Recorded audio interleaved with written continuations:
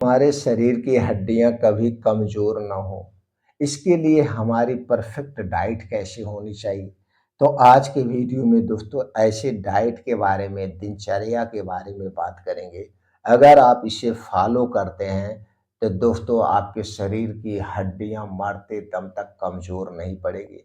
हड्डियां कमजोर होने के क्या कारण है, हड्डियों की मजबूती के लिए कौन-कौन से विटामिन की ज़रूरत होती है, आज की वीडियो में सारी जानकारी शेयर करेंगे।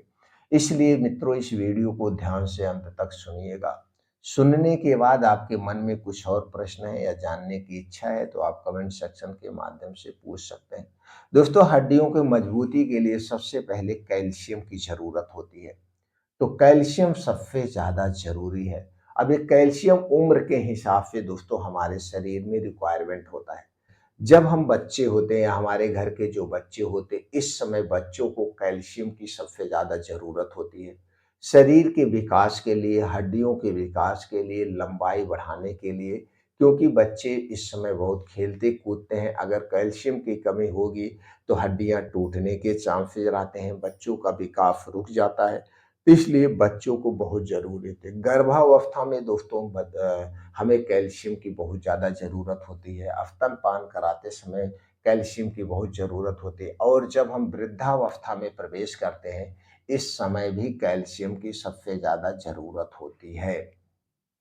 सबसे ज़्यादा कैल्शियम की ज़रूरत हो, तो उसी हिसाब से हमें मैनेज करना चाहिए। अगर हमारे शरीर में कैल्शियम की कमी हो जाती है, तो जोड़ों में, कमर में दर्द होने लगता है, शरीर का विकास रुक जाता है, हड्डियाँ कमज़ोर हो जाती हैं, हमारे बाल झड़ने लगते हैं, असमय बाल सफ़ेद होने लगते हैं, हमारी याददाश्त कमज़ोर हो जाती है, यानी कि कैल्शियम बहुत ही ज़रूरी है। और सिर्फ़ कैल्शियम ही नहीं, इसके साथ-साथ दोस्तों कुछ प्रोटीन भी योगदान करते हैं। निशान कैल्शियम से कुछ नहीं होगा। तो सबसे पहले चलिए कैल्शियम के स्रोत की बात कर लें। कैल्शियम के लिए हमें क्या चाहिए? आपको दोस्तों शरीर में कैल्शियम की कमी ना हो तो इसके लिए आपको हरी पत्तेदार सब्जियाँ, जितनी भी हरी पत्तेदार साग-सब्जियाँ हैं हमें इनका सेवन करना चाहिए। लेकिन इनका सेवन मौसम के हिसाब से करना चाहिए, विपरीत मौसम में नहीं करना चाहिए। तो जिस मौसम में जो सब्जियाँ पाई जाती हैं उनका भरपूर मात्रा में हमें सेवन करना चाहिए। इसके अलावा इसके अलावा दोस्तों अगर आप मीट खाते हैं, मीट मछली खाते हैं तो वो उसमें मीट मछली में भी पाया जाता है, नहीं खाते हैं तो कोई ज़रूरी नहीं है।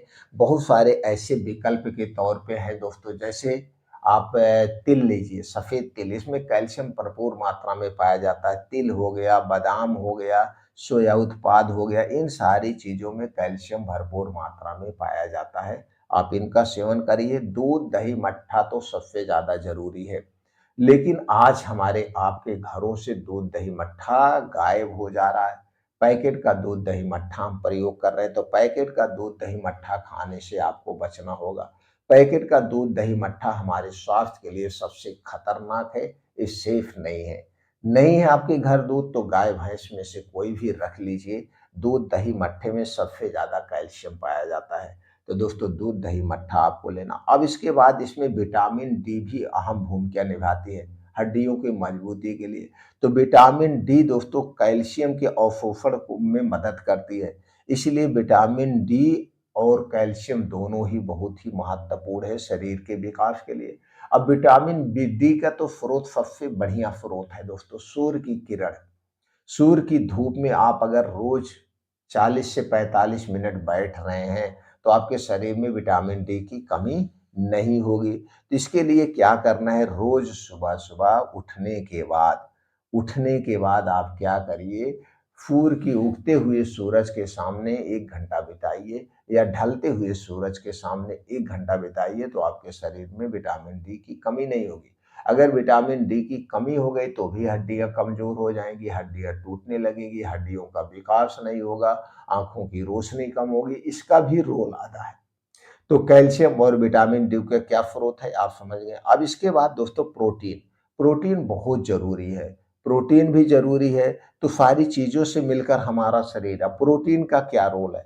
दोस्तों प्रोटीन जो है हड्डियों के टिश्यू को बनाने और रिपेयर करने में मदद करता है। इसके लिए आप दोस्तों सबसे अधिक मात्रा में जो प्रोटीन पाया जाता है वो है जैसे अंडे हो गया, चिकन, मछली, दालें, बीन्स, नट्स ये जो है इसमें पाया जाता है, जैसे सोया उत्पाद हो गया, इसमें प्रोटीन भरपूर मात्रा में पाया जाता है, मूंगफली के दाने में प्रोटीन पाया जाता है, मूंग में प्रोटीन पाया जाता है। तो इन सारी चीजों को अपने डेली रूटीन में आपको शामिल करना होगा। अब बात आ गई अगले विटामिन की। अगले विटामिन की बात करें तो दोस्तों मैग्नीशियम और जिंक का भी रोल है। मैग्नीशियम हड्डियों में कैल्शियम को सही तरीके से जमा करने में मदद करता है। तो दोस्तों जिंक क्या है? जिंक जो है ये हमारे शरीर में जो है पाचन तंत्र को इम्प्रूव करता है। तो आप जिंक के लिए क्या खाएंगे? जिंक में दोस्तों जैसे कद्दू का बीज हो गया, नट्स हो गया, इन सब में जिंक प्रचुर मात्रा में पाया जाता है। अगर हम बात करें तो मैग्नीशियम के लिए, मैग्नीशियम दोस्तों जितनी भी सारीदार सब्जियां हैं सब में मैग्नीशियम पाया जाता है।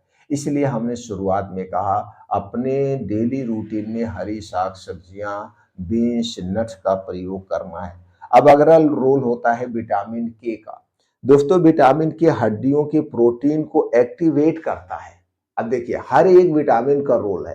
ये क्या करता है? प्रोटीन के एक्टिवेट करता है जो कैल्शियम के साथ मिलकर हड्डियों को मजबूत बनाता है। इसके लिए दोस्तों अब विटामिन के का स्रोत चाहिए। अब विटामिन के की बात करें तो हमने जैसे शुरू में बताया जितनी भी हरी पत्तेदार साग सब्जियां हैं सब में विटामिन के पाया जाता है। आपको एक्स्ट्रा कुछ लेने की जरूरत नहीं है। अब अगला प्रोटीन जो है दोस्तों है फास्फोरस। दोस्तों अब फास्फोरस का भी रोल है। फास्फोरस की जो है फास्फोरस कैल्शियम के साथ मिलकर हड्डियों को मजबूत बनाने में सहायक है।